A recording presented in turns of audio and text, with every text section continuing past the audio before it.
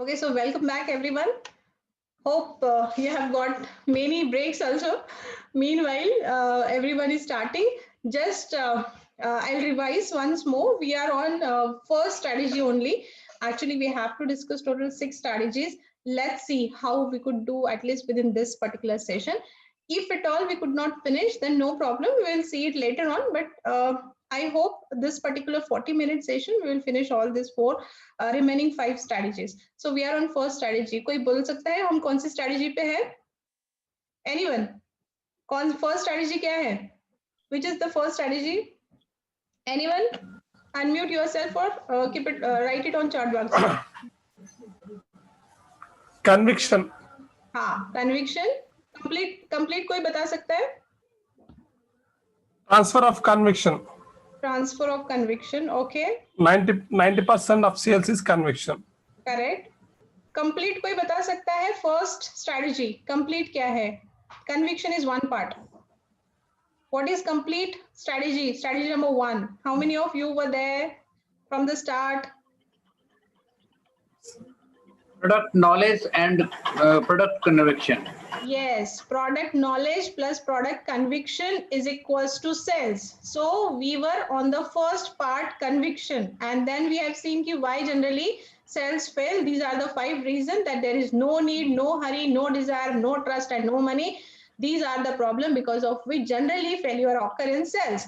So this up to this much we were already discussed. So let's move on with the second strategy.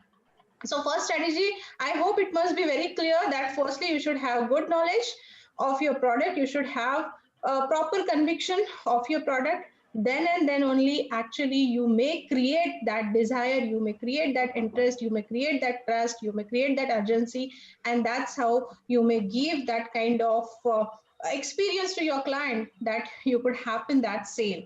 Okay, so that was first. Now second sales technique. Just a minute, few people are joining. Moving on to another sales technique, nail value proposition. Now this is very, very important technique. What do you understand when I say nail value proposition? So again, there are 2 parts. First is relevance and second is quantifiable value. तो relevance क्या है, quantifiable value क्या है, देखते हैं. तो पहला तो है रेलिवेंस का मतलब मोस्ट इंपॉर्टेंट फैक्टर क्या क्या होता है. जब हमें कोई भी सेल करना है तो उसमें सबसे इंपॉर्टेंट फैक्टर क्या है, क्या मुझे मिलेगा, मेरा क्या फायदा है. ठीक है, आपका प्रोडक्ट जो भी है, लेकिन मुझे उसमें से क्या मिलने वाला है, मतलब क्लाइंट का इंटरेस्ट क्या है, उसका बेनिफिट क्या है, उसको उससे क्या फर्क पड़ने वाला है, वो वाला सारा इंपॉर्टेंट फैक्टर जो है वो आपके पास बहुत स्ट्रांग होना चाहिए. दैट इज आपका रेलिवेंस. अभी जैसे फेसबुक, आपको मुझे फेसबुक सिर्फ और सिर्फ ट्रेनिंग के रिलेटेड चीजें दिखाता है, ट्रेनिंग की ऐड दिखाता है. वो मुझे वो कपड़े, शूज, ये वो सारी चीजें, क्योंकि मैं जनरली ऑनलाइन शॉपिंग वगैरह करती नहीं हूँ. शॉपिंग में करती हूँ सिर्फ ट्रेनिंग प्रोग्राम्स का. तो मुझे वो अलाना फलाना टलाना जितना भी ट्रेनिंग इंडस्ट्री आते हैं बस वही दिखाता है, उसके अलावा मुझे कुछ दिखाता ही नहीं है. रेलिवेंस, रेलिवेंट मतलब जो उसमें जिसका इंटरेस्ट है वो उसको वही दिखाएगा, वो उसको इररिलेवेंट नहीं दिखाएगा, क्योंकि इररिलेवेंट दिखाएगा तो फिर वो मतलब ही नहीं है ना. तो आपको क्या करना है, पहले मेरे क्लाइंट को किसमें इंटरेस्ट है, क्या आप रिसर्च करके जा रहे हो उसके पास. जब जा रहे हो, अगर बड़ा क्लाइंट है, ऑर्गेनाइजेशनल कॉर्पोरेट क्लाइंट है, तो क्या आपने उसके सारे डिटेल्स देखे हैं कि इनके इंटरेस्ट कहाँ लाए करते हैं, किसको रिप्रेजेंट करते हैं, जो भी सारी चीजें हैं. तो उसका आपको ये सारा हिस्ट्री देख के जाना पड़ेगा, उसका रेलिवेंस अंडरस्टैंड करना पड़ेगा, उसके लिए क्या रेलिवेंस है और उसके हिसाब से आपको उसको स्ट्रेटजी देनी पड़ेगी. So that is what is very important, whether you are showing that relevance whenever you are offering your products and services, and how you are creating the value for that. So that is what is first part, relevance. Second part, quantification of value creation. तो किस तरह से आप value create कर रहे हो. आप opportunity cost close approach. अब अपॉर्चुनिटी कॉस्ट क्लोज अप्रोच क्या होता है, पहला तो कॉस्ट ऑफ बाइंग प्रोडक्ट. आप उसको कितना कम से कम कॉस्ट ऑफ बाइंग प्रोडक्ट दे सकते हो, और कॉस्ट ऑफ लूजिंग प्रोडक्ट. आप ये क्या है, वो कम करो वो ज्यादा करो. इसका मतलब क्या है, इस तरह से प्रोजेक्ट करना है कि नहीं खरीदा ना तो ज्यादा नुकसान है. अगर खरीदते हैं तो इतने फायदे हैं, लेकिन नहीं खरीदते हैं तो ज्यादा नुकसान होने वाला है, ये समझ के, मतलब इस तरह से प्रोडक्ट का प्रोजेक्शन करना है कि जहां पे उसको समझ में आए, अच्छा ये नहीं लिया तो ऐसे हो जाएगा, इतना लॉस हो जाएगा, अच्छा मैं अगर ये लेता हूँ, समझो कोई सॉफ्टवेयर कंपनी है, सॉफ्टवेयर कंपनी अपना प्रोडक्ट बेचना चाहती है, तो एक समझो बैंक को वो एक सॉफ्टवेयर दे रही है और मैं समझो उनको एक प्रोडक्ट दे रही हूँ, मेरा सॉफ्टवेयर है, तो मैं उनको बता रही हूँ देखो मैंने हिंदी में भी डेवलप किया है, इंग्लिश में भी डेवलप किया है, जो क्लाइंटेल है जो हिंदी में चाहता है मेरे पास वो भी है, ये भी फैसिलिटी है, आपका आज अगर इतना बिजनेस है तो ये 10 गुना 20 गुना 100 गुना बढ़ने वाला है, नहीं लिया तो ऑफ कोर्स इसकी तो डिमांड बहुत है मार्केट में, और बहुत ज्यादा बाकी के लोग जो है वो ग्रो हो जाएंगे, मतलब इतना बड़ा मार्जिन दिखा दो, अगर वो आज वो अगर 1 करोड़ कमाई कर रहे हैं तो दिखा दो कि 100 करोड़ हो जाएगा, इतना तो वैल्यू क्रिएट कैसे होगा, उसके लिए उनको बेनिफिट्स दिखाने पड़ेंगे, और इस तरह से प्रोजेक्शन करना पड़ेगा कि उनको भी समझ में आए कि अच्छा नहीं लिया तो इतना प्रॉब्लम हो सकता है, and that's how you may create reverse engineering, कि किस तरह से उसकी वैल्यू उसको समझ में आए कि नहीं लिया तो ज्यादा नुकसान है, लिया तो उसकी तो बहुत कम प्राइस है, बहुत सारी होती है ना लीड की वैल्यू इतनी ज्यादा नहीं आती, लेकिन अगर एक भी कन्वर्जन हो गया, प्रोडक्ट की कॉस्ट जो है वो बहुत हाई होती है, तो अगर एक भी कन्वर्जन हो गया तो उनके लिए वो मतलब सारा मार्केटिंग पे जो लगा वो तो एक ही लीड में निकल जाता है, ऐसे बहुत सारे एरियाज हैं जहां पे लीड की कॉस्ट कम होती है, लेकिन अगर एक प्रोडक्ट में मतलब अगर समझो 1 लाख का भी उसने मार्केटिंग किया है, लेकिन एक भी लीड कन्वर्ट हुआ तो 1 लाख रुपए आ जाएगा, ऐसा। तो इस तरह से आपको क्या करना है, एक वो क्रिएट करके देना है उनको कि किस तरह से उनको वैल्यू मिलने वाली है इस प्रोडक्ट को खरीदने के बाद, so that is what is you are creating that quantifiable value to your client. I hope it must be clear. First is relevance, आपको मतलब रिलेवेंसी क्रिएट करनी है, जैसे मैंने फेसबुक का आपको बताया कि किस तरह से लोगों का जो इंटरेस्ट है उसके हिसाब से ही वो देता है, तो आपको थोड़ा सा रिसर्च करके जाना पड़ेगा एंड उसके रेलिवेंस के हिसाब से उसको मैप करके देना पड़ेगा कि how this product is very very important for them, and फिर क्वांटिफिएबल वैल्यू यानी कि क्या क्या वैल्यू ऐड होगा, उसके फीचर्स क्या, बेनिफिट्स क्या, वो सारी चीजें आपको बतानी पड़ेगी। तो अभी जैसे बेनिफिट्स में आप कुछ बता सकते हो, द मतलब टोटल कॉस्ट ऑफ ओनरशिप उनको क्या क्या आने वाला है, तो किस तरह से वो आपके एक्सपेंसेस को कम करेगा, जैसे कॉर्पोरेट क्लाइंट है, B2B बिजनेस में अगर हम डील कर रहे हैं, आप उसको बताओ कि किस तरह से ये प्रोडक्ट यूज करने से आपके एक्सपेंसेस कम होंगे, प्रॉफिट ज्यादा बढ़ेगा, नए क्लाइंट्स को वो ज्यादा से ज्यादा अट्रैक्ट कर पाएंगे, ब्रांड की इंप्रूवमेंट किस तरह से होगी, एम्प्लॉय सेटिस्फेक्शन कैसे बढ़ेगा, प्रोडक्टिविटी कैसे बढ़ेगी, स्केल अप कैसे होगा बिजनेस, और मार्केट शेयर किस तरह से बढ़ेगा, दिखाओ उनको वो सारे बेनिफिट्स दिखाओ, ये सारे बेनिफिट्स अगर आप उनको शो कर पाए तो फिर वो जो टोटल कॉस्ट ऑफ ओनरशिप है वो उनकी किस तरह से बढ़ेगी, ये हम सेकंड पॉइंट में है जो क्वांटिफिएबल वैल्यू मैंने बताई। तो वैल्यू क्रिएट करने के लिए ये सारे पैरामीटर्स को आपको यूज करके उनको बेनिफिट्स दिखाने पड़ेंगे, और कुछ बेनिफिट हो सकता है जैसे मार्केट शेयर एंड ऑल, छोटे बिजनेसेस के लिए वो अप्लीकेबल नहीं है, या छोटा कुछ प्रोडक्ट सेल करने हैं उनके लिए अप्लीकेबल नहीं है, बाकी की जो चीजें हैं वहां पे आप वहां पे काम कर सकते हैं। प्लीज इस पे म्यूट पे ही रहिए अब सब लोग, थोड़ा सा डिस्टर्बेंस आ रहा है। तो ये हम सेकेंड स्ट्रेटेजी में है। सेकेंड स्ट्रेटेजी में किसी को कुछ डाउट्स एंड क्वेरीज है तो पूछ लेना, लास्ट में हम थोड़ा सा क्वेश्चन आंसर करते हैं। ओके, थर्ड वाला स्ट्रेटेजी बहुत ही इंटरेस्टिंग स्ट्रेटेजी है, 5S अप्रोच। इसको हिप्नोटिज्म मॉडल और NLP टेक्निक भी कहते हैं, 5S अप्रोच। अब आपको समझ में आ गया होगा कि मैं क्या कहना चाहती हूँ। अभी छोटा सा एग्जांपल लेते हैं, समझो एक कपल है, वो पेट लेने के लिए गया, पेट एनिमल है ना, समझो डॉगी है, पपी है, तो ये पपी को लेना चाहते हैं, तो ये क्या करेगा, अपना जो वहां पे जो भी सेल कर रहा है तो वो पपी को वो उसके पिंजरे से बाहर निकाल के उसके हाथ में देगा, है ना, उसको एक एक्सपीरियंस कराएगा, तो वो वाला जो है वो एक्सपीरियंस उसको मिल जाएगा।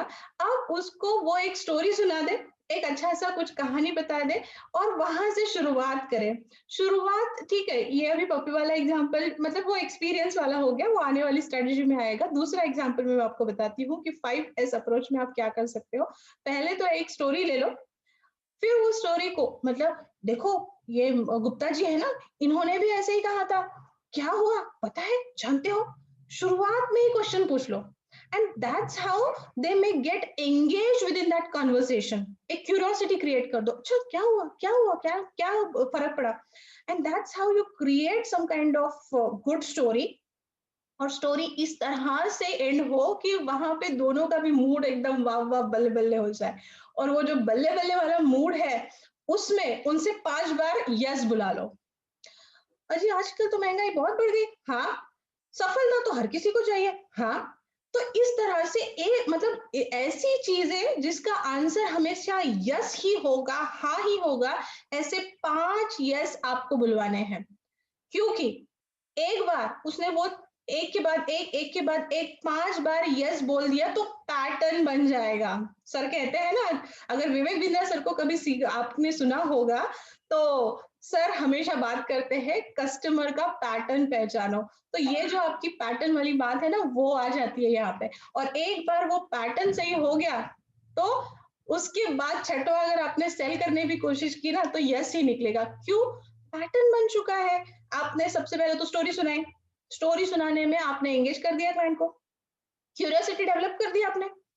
तीसरा आपने क्या किया? पैटर्न के ऊपर काम किया। पैटर्न के ऊपर काम करना मतलब यहाँ पे डायरेक्टली उसको कहते हैं सब्लिमिनल मैसेजेस।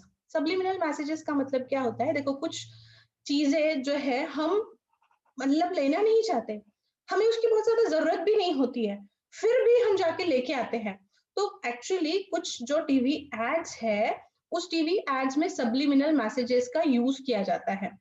मतलब डायरेक्टली वो कॉन्शियस जो अपना कॉन्शियस माइंड है उसको क्रॉस करके वो डायरेक्टली सबकॉन्शियस माइंड में चली जाती है, सबमर्ज हो जाती है। तो सबकॉन्शियसली हमें इंस्ट्रक्शन मिलती है कि नहीं ये लेना ही है, लेना ही है। उसको सब्लिमिनल मैसेजेस कहते हैं। तो ये जो सब्लिमिनल मैसेजेस है इसके लिए थोड़ा बहुत टेक्निक अंडरस्टैंड होना चाहिए, एनएलपी की टेक्निक वगैरह आनी चाहिए, लेकिन इतना मुश्किल नहीं है। अगर इवन सिंपल आप पैटर्न के ऊपर भी काम करोगे कि 5 बार उससे यस बुलवा लिया तो छठवीं बार अगर आप थोड़ा बहुत प्रोडक्ट के बारे में भी बता दो तो भी यस निकल के आएगा, क्योंकि अब वो रैपो बिल्डिंग हो गया है। एनएलपी की 3-4 टेक्निक जो है, जैसे मिररिंग है, मैचिंग है, मॉडलिंग है एंड रैपो बिल्डिंग है। ये 4 टेक्निक जो है एनएलपी के अंदर बहुत बहुत इफेक्टिव है सेल्स के अंदर। तो ये जो टेक्निक है ये अगर आप यूज करते हो बहुत सारे प्रोडक्ट्स के लिए एप्लीकेबल होगा। बहुत अच्छी टेक्निक है, आप यूज करके देख सकते हो। तो इसके आगे बढ़ते हैं। किसी ने कुछ लिखा है चैट बॉक्स में तो एक बार चेक कर लेते हैं। ओके, नहीं दिख रहा है मुझे। एनीवेज आगे बढ़ते हैं। और किसी ने कुछ अर्जेंट है, कुछ पूछना है तो पूछ लो। I could not see chat. अच्छा, आइडा मॉडल। अब ये जो नेक्स्ट वाली स्ट्रेटेजी है, 4th strategy, begin with urgent problem. अब बिगिन विद अर्जेंट प्रॉब्लम क्या है? मतलब एक तो आइडेंटिफाई करो कि अर्जेंसी कहाँ हो सकती है। अब भी उसका प्रॉब्लम क्या है, कौन सी चीज है जिसकी वजह से ये सेल हैपन नहीं हो पा रहा है। तो कुछ तो उसकी अर्जेंसी होगी जो उसका बहुत बड़ा पेन एरिया होगा। उस पेन एरिया के ऊपर पहले काम करना पड़ेगा। अगर पेन एरिया को हैंडल नहीं किया तो शायद ये आपकी सेल क्लोज होने वाली नहीं है। Identify the pain point. तो सबसे अर्जेंट प्रॉब्लम जो है क्लाइंट की, उसके लिए सॉल्यूशन देना शुरू करो। डायरेक्टली प्रोडक्ट को सेल करना मत शुरू करो। अगर वो पहले ही उसका रोना शुरू कर रहा है तो क्या रोना है अंडरस्टैंड करो उसका, और उस रोने को आप किस तरह से चुप करा सकते हो सोचो, एंड उसको कोशिश करो कि किस तरह से आप उसको सॉल्यूशन दो उसमें। तो उसमें भी अभी जैसे हमें बिगिन विद अर्जेंट प्रॉब्लम, तो हमें उसको सॉल्व करना है, लेकिन उसमें भी क्या क्या मॉडल है। तो पहला मॉडल है आइडा। आइडा मॉडल क्या कहता है? पहले उसका अटेंशन ग्रैब करो, फिर उसका इंटरेस्ट डेवलप करो, फिर उसकी डिजायर क्रिएट करो और फिर एक्शन लो। 4 पॉइंट आते हैं उसमें।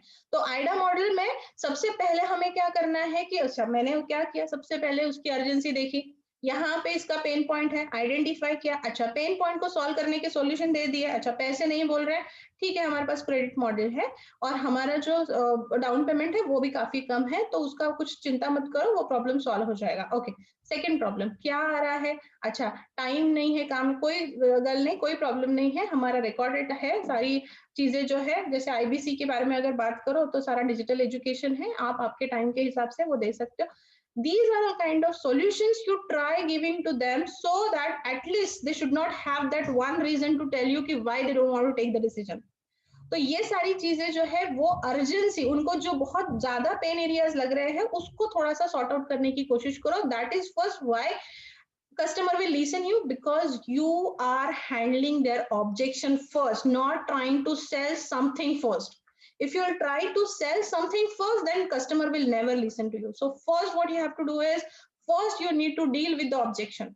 If you will not handle objection properly, then there is very little chance that that customer will buy from you.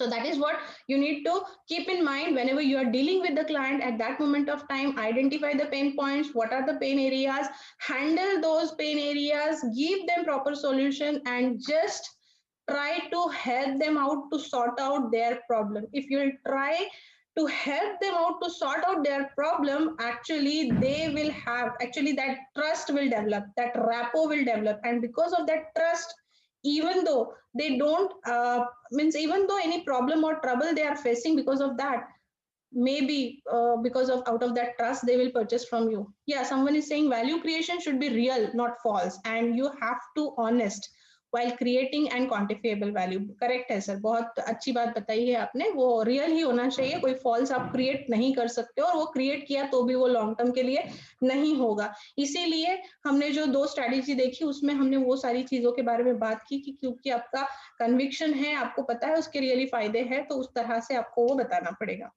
चलो फिर पहले तो अर्जेंसी जो है, पेन एरिया आइडेंटिफाई किया, फिर एडा मॉडल को जो है उसको इंप्लीमेंट किया, और इस स्ट्रेटेजी के अंदर 2-3 मॉडल देने वाली हूँ. दूसरा है नीड मॉडल.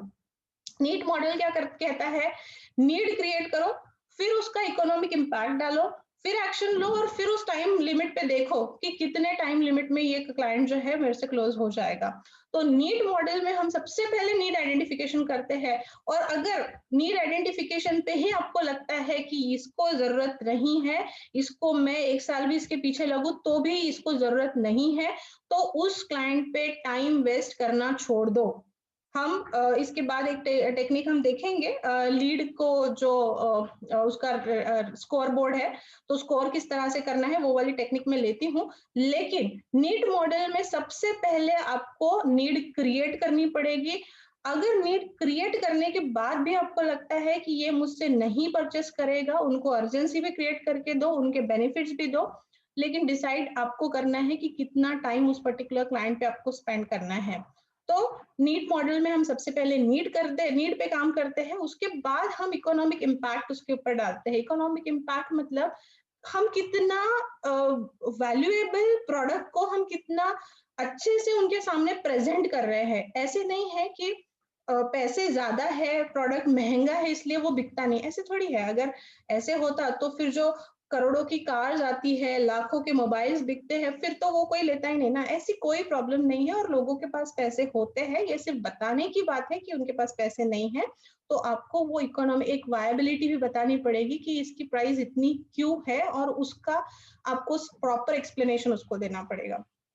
फिर आपके सेल्स के लिए जो भी फिजिबल एक्शन है वो आप इसके बाद ले सकते हैं, and then within a stipulated amount of time you need to complete that particular sales close. That is what is need model से. तो हम अभी तक सेकंड स्ट्रेटेजी में है. सेकंड स्ट्रेटेजी में मैं आपको 2-3 मॉडल देने वाली हूँ.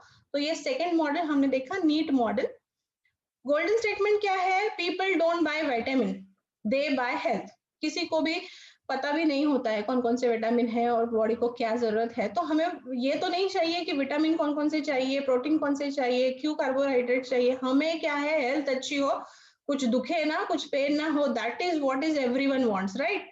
तो हर किसी को हेल्थ चाहिए, विटामिन तो किसी को नहीं चाहिए. तो आप वो कॉम्प्लेक्सिटी में लेको ही मत जाओ कि कौन सी चीज से क्या होगा. उसका कंसर्न क्या है, उसको वही दो.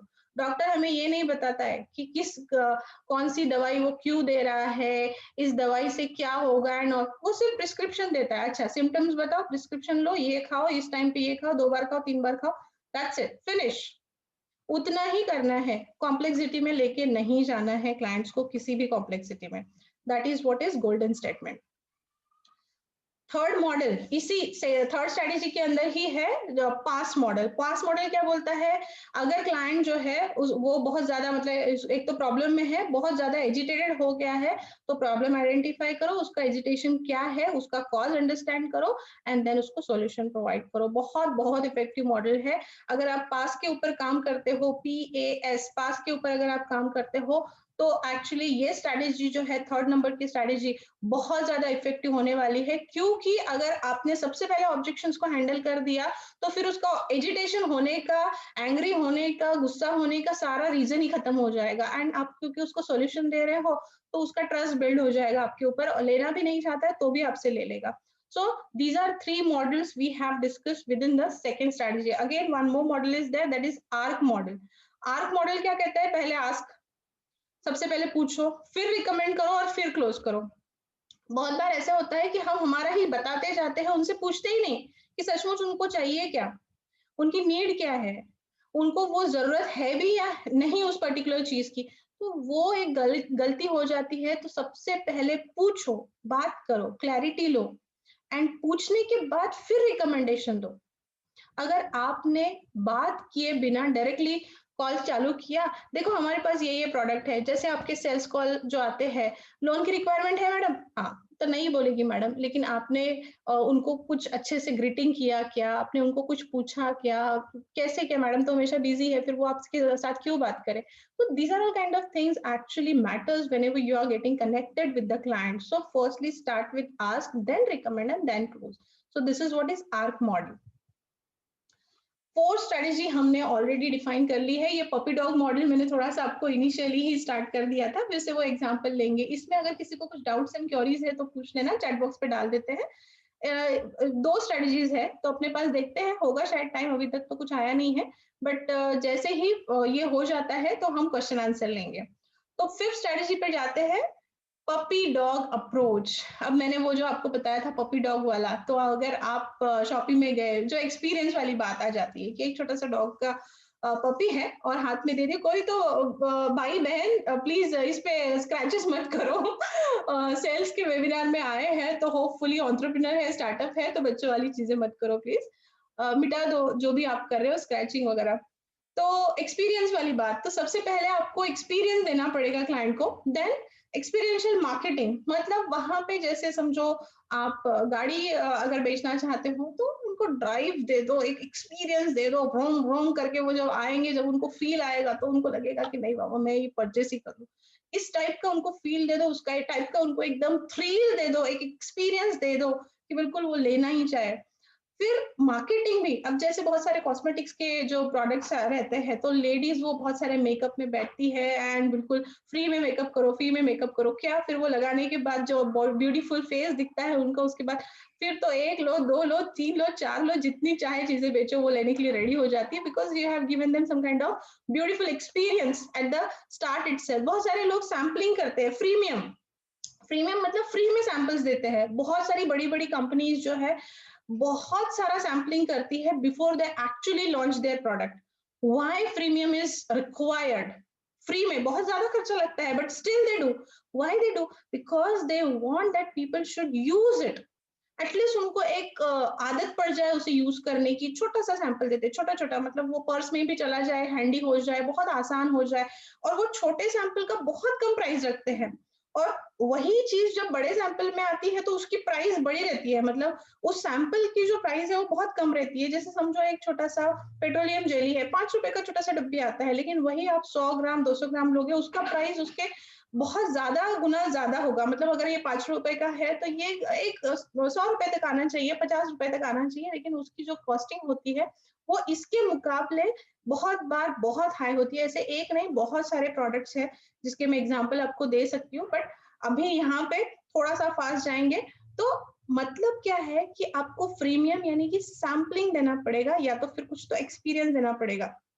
उस एक्सपीरियंस के बेसिस पे आपके कस्टमर को समझ में आ जाए कि अच्छा ये मेरे लिए क्यों इम्पोर्टेंट है, और मैंने उसको एक्सपीरियंस करने के बाद अगर मुझे ऐसा फील हो रहा है तो मेरे पास वो आना ही चाहिए। उस टाइप की उनको एक फीलिंग, एक वो इमोशनल बॉन्डिंग आपको क्रिएट करके देनी पड़ेगी।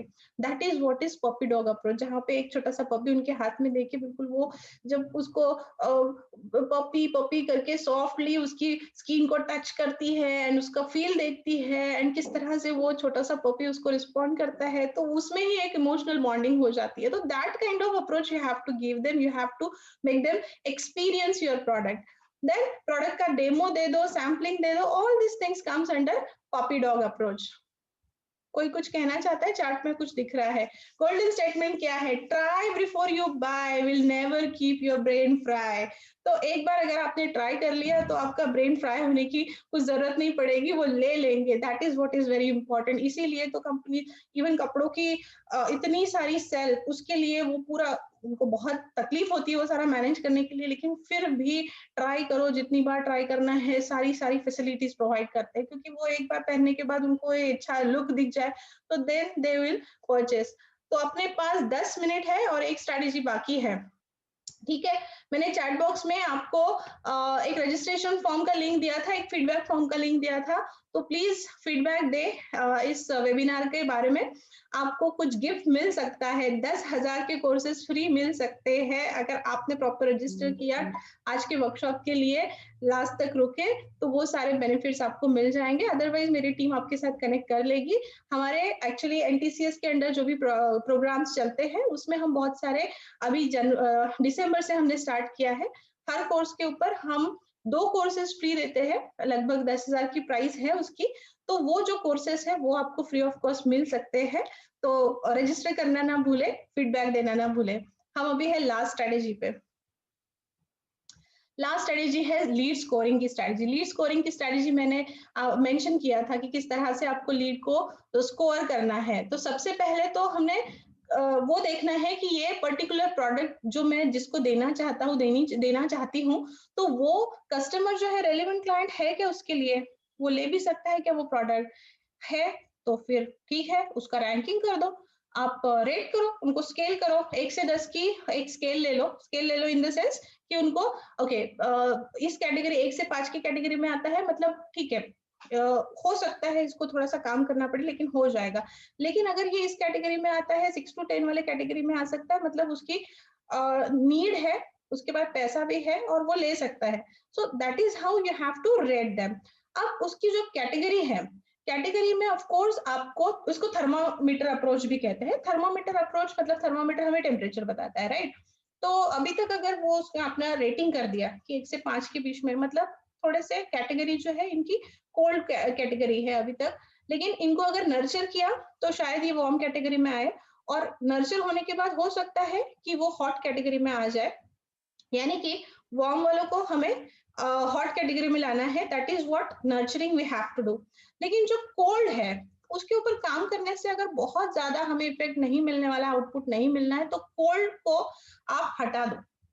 मतलब बहुत क्लैरिटी लाओ। जो आपका लीड फनेल है, जहां पे भी आप लीड फनेल कर रहे हो, लीड फनेल के लिए चाहे आप CRM यूज कर रहे हो, ERP यूज कर रहे हो, एक्सेल शीट यूज कर रहे हो, पहले उसका आप रैंकिंग कर लो, कलर कोड यूज करो कि जो कोल्ड कैटेगरी में आ रहा है रेड एंड आउट, उनको हमें उसके ऊपर काम नहीं करना है। अच्छा, जो वार्म कैटेगरी में आ रहे हैं उसको एक अदर कलर कोड दे दो। जैसे फॉर एग्जांपल मैंने बोला येलो, तो इसके लिए क्या करना है, येलो को हमें डिवोट एक्स्ट्रा टाइम, थोड़ा सा ज्यादा टाइम अगर हम इसको येलो को देंगे तो ये जो है ये ग्रीन कैटेगरी में जा सकता है। और जो ऑलरेडी हमारे ग्रीन में है, यानी कि वो में हमारे पोटेंशियल बायर है, पोटेंशियल बायर के साथ हमें कंटिन्यूअस फॉलोअप का भूत जिसे हम कहते हैं, फॉलोअप करते रहना है। बहुत ज्यादा हमारा क्लाइंटेल सिर्फ और सिर्फ फॉलोअप न होने की वजह से भी बहुत बार मिस हो जाता है। हमें पता होता है कि वो पोटेंशियल उस टाइम पे था, उसने हाँ बोला था, लेकिन कुछ प्रॉब्लम की वजह से उस टाइम पे उसने सेल क्लोज नहीं किया था, तो हमें उसको छोड़ना नहीं है। हमें तब तक उसके पीछे रहना है जब तक उसका सेल क्लोज ना हो जाए। तो क्लोजिंग तक आपको वो फॉलोअप का भूत जो है वो रखना है। भूत जब पीछे लगता है तो क्या होता है, किस तरह से लोग घूमते हैं, आपको पता होगा किस तरह से एक्सपीरियंस आता है वो घूमने वाला। तो वैसा वाला आपके ऊपर भूत सवार होना चाहिए, एक क्रेजीनेस, एक दीवानगी होनी चाहिए कि जब तक वो क्लाइंट हाँ ना बोल दे तब तक मैं उसको छोड़ू ना। इतना परेशान मत कर दो उसको कि वो भाग जाए, बट हाँ थोड़ा सा उसके ऊपर काम करोगे। फॉलो अप नहीं लोगे तो प्रॉब्लम होगी, फॉलो अप अगर नहीं लोगे तो वो सेल्स क्लोज नहीं होगी, लेकिन उसके टच में रहो। ठीक है उसने लिया नहीं लेकिन वो लेना चाहता था, उसको बर्थडे विश करो, उसको सारे फेस्टिवल के कार्ड भेजो, उसको हर जगह पे उसको ये बताओ कि आप उसको भूले नहीं हो। टच में रहो, उसके साथ कंटिन्यूअस टच में रहो। That is what you have to do with the green potential client. Red के ऊपर ज्यादा काम करने से बहुत ज्यादा आउटपुट नहीं आने वाला है। इसके लिए आइडेंटिफिकेशन आपको आपकी लीड फनेल जो है वो बहुत प्रॉपर रखनी पड़ेगी। Hope this must be clear. अब वो मैनेज जो है लीड फनेल मैनेजमेंट, उसको कैलकुलेट कैसे करते हैं? तो पहले तो हमारा एवरेज हैंडलिंग टाइम कितना आ रहा है। मेरी जो टीम है, समझो 10 लोगों की मेरे पास टीम है, तो टॉक टाइम कितना है और उसके साथ कितने मीटिंग्स हो रहे हैं, अगर हम डिवाइड करेंगे दोनों को तो हमें एवरेज हैंडलिंग टाइम मिल जाएगा। ठीक है, तो एवरेज हैंडलिंग टाइम मेरी टीम का कितना है, वो इतना ज्यादा नहीं होना चाहिए। 1 घंटा ये जो दिखा रहा है इतना ज्यादा नहीं होना चाहिए। एवरेज हैंडलिंग टाइम जो है वो कम आना चाहिए। That is what is required. तो एवरेज हैंडलिंग टाइम अगर आपका बहुत ज्यादा जा रहा है तो आपको थोड़ा सा ब्रेनस्टॉर्मिंग करना पड़ेगा कि एग्जैक्टली कहाँ रॉन्ग हो रहा है। अगर उसको 10 कॉल जा रहे हैं, 10 मीटिंग्स भी उस क्लाइंट्स के साथ हो रही है, फिर भी अगर वो क्लाइंट क्लोज नहीं हो रहा है तो प्रॉब्लम किधर है? हमारे जो सेल्स एग्जीक्यूटिव उसके साथ डील कर रहे हैं उनमें प्रॉब्लम है, या फिर हमारे प्रोडक्ट को वो अच्छे से समझ नहीं पा रहा है, या एग्जैक्टली क्या प्रॉब्लम हो रही है? इसके लिए आपको आपकी सेल्स को अच्छे से ट्रेनिंग देनी पड़ेगी, उनके कॉल रिकॉर्ड करने पड़ेंगे, उनको टाइम टू टाइम जो भी प्रोडक्ट के अंदर जितनी भी अलग अलग चेंजेस हो रही है या फिर जो भी उसकी टेक्निकलिटी है उसके बारे में उनको जानकारी देनी पड़ेगी। अगर ऐसा है कि समझो कोई चीज क्वेश्चन क्लाइंट की तरफ से आता है और वो उनको पता ही नहीं, उसके लिए उनको इसको पूछो उसको पूछो और उसमें क्लाइंट जो है अपना इंटरेस्ट लूज कर देता है, तो again that is a problem, that is a difficulty. So that's why you need to first calculate the average handling time, and if it's very high, in that case you need to work on your team, give them proper training, just try to solve their problem, and then that is how you need to sort out the burning problem of your client. तो lead funnel management के लिए अगर आप हो सके तो अगर आपके पास ईआरपी है तो बहुत अच्छी बात है, नहीं है अगर एंटरप्राइज रिसोर्स प्रोसेसिंग आपके पास नहीं है तो ठीक है सीआरएम यूज करो, कस्टमर रिलेशनशिप मैनेजमेंट का जो सॉफ्टवेयर है। अगर वो भी नहीं है तो सिंपल एक्सेल में करो, लेकिन प्रॉपर पहली बार क्लाइंट से बात कब हुई, उसका कौन सा डेट था, उसका क्या फॉलोअप था, फिर सेकंड फॉलोअप आप कब कर रहे हो, वो पूरा जो है वो एक्सेल शीट में आपका आना चाहिए। प्रॉपर लीड फनल मैनेजमेंट आपके पास होनी चाहिए, कितने फॉलोअप हुए, कब क्लोज हुआ, तो उससे आपको ये जो कैलकुलेशन है, मतलब जो हमने अलग अलग टेक्निक देखी, उसके लिए डिसीजन लेना, एक बिंग एंटरप्रेन्योर बिंग स्टार्टअप, उसके ऊपर डिसीजन लेना बहुत आसान हो जाता है। एंड फिर आगे के आपको जो भी चेंजेस करने हैं, जो भी मॉडिफिकेशन करने हैं, वो आप उसमें कर सकते हो। So that is what is about lead funnel management and lead scoring. So this is what 6 powerful strategies we have discussed. Now you can unmute yourself and ask the questions. यहाँ तक जो भी questions आपके mind में आए हैं वो आप पूछ सकते हो। Is it conviction or convince? Convince हमारी तरफ से होता है, कन्विक्शन इज मुझे कि मैं खुद कितना कन्विंस हूँ उस प्रोडक्ट के लिए। तो convince is someone else I want to do, and conviction I myself. Naveen Kumar ने ये क्वेश्चन पूछा था, आई गेस ये आंसर आपको मिल गया होगा, अदरवाइज अगर और कुछ hello ma'am, am I audible? Yes yes you are audible. Yeah ma'am, Manas here. So मुझे बस ये जानना था कि मैम ईआरपी और सीआरएम का डिफरेंस क्या है? CRM I have used previously during my job, but ERP that's not very clear. Can you please differentiate? पूरा मतलब ईआरपी के अंदर सारा का सारा ही आता है, मतलब कितने आपके डिपार्टमेंट्स है वो सारी ही प्रोसेस जो है वो ईआरपी के अंदर आती है। जब आप सीआरएम की बात करते हो तो सिर्फ उतना ही आएगा, सीआरएम कस्टमर मतलब लीड फनेल मैनेजमेंट जो है ना, वही सारी चीजें सिर्फ आएगी उसके अंदर, मतलब वो ईआरपी का एक पार्ट है।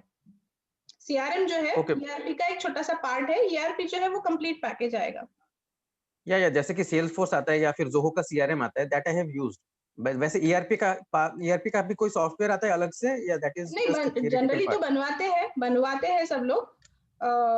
Okay okay. सबको URL ये दिख रहा है, फीडबैक फॉर्म का URL दिख रहा है चैट बॉक्स पे कि नहीं दिख रहा है? देखो किसी और को डायरेक्ट मैसेज में तो नहीं जा रहा है। यस सर, CRM जो है ये इसका अपना जो ERP है उसका एक छोटा सा पार्ट है। ERP आप एक तो डेवलप करा सकते हो, और बहुत सारी कंपनीज तो आजकल जो है ERP मतलब रेडीमेड ही ERP देते हैं। जैसे अभी हमारे पास मार्ग ERP करके है, तो उन्होंने क्या किया, उन्होंने कम्युनिटी बेस्ड, मतलब सबसे पहले वो रिटेलर को उन्होंने दिया, उसके बाद वो फार्मा में घुसे, फिर वो फार्मा के मेडिकल के सब लोगों के लिए उन्होंने ERP दिया। तो आपकी किस टाइप की इंडस्ट्री है, आजकल बहुत सारी सॉफ्टवेयर कंपनीज जो है वो उस टाइप के ERP पहले से बना के देते हैं। तो उसमें आपका सारा डिपार्टमेंट, फिनांस है, HR है, IT है, जितने भी डिपार्टमेंट्स आपके अंडर होंगे वो सारा ही जो है वो पूरा एक जगह पे होता है। That is what is enterprise resource management. मतलब पूरा सारी सिस्टम जो है वो सारी प्रोसेसेस, जितनी प्रोसेसेस आपके यहाँ पे होती है वो सारी कवर होती है। CRM सिर्फ एक प्रोसेस, लीड फनल मैनेजमेंट, उसमें पेमेंट वगैरह आ सकता है। फिर कोई सिर्फ इनवॉइस के लिए करता है, कोई बिलिंग के लिए करवाता है, तो अलग अलग सॉफ्टवेयर होते हैं, लेकिन एक्सेल में सारा काम हो जाता है। और okay ma'am, thank you very much. Thank you. And ma'am आपका जो फीडबैक फॉर्म है उसमें मैम हमारा रेस्पॉन्स लिखने के लिए मुझे जगह नहीं दिख रहा है, name, email, mobile number and state और सिटी। तो उसके अलावा कुछ हमारा रेस्पॉन्स लिखने के लिए मुझे कुछ नहीं दिख रहा है। Maybe I am getting something wrong.